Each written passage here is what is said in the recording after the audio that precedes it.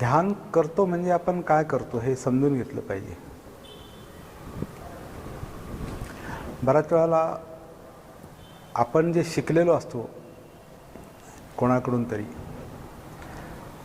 तर त्या पद्धतीनं चालणं म्हणजे आपण किंवा त्या पद्धतीनं करणं म्हणजे आपण ध्यान समजतो, की मला जसं करायला सांगितलं तसं करणं. परंतु मला असं वाटतं, जसं आपण आधी म्हटलो,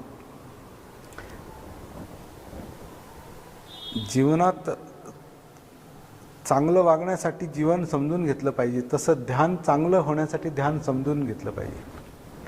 की ध्यान म्हणजे काय किंवा सती स्मृती म्हणजे काय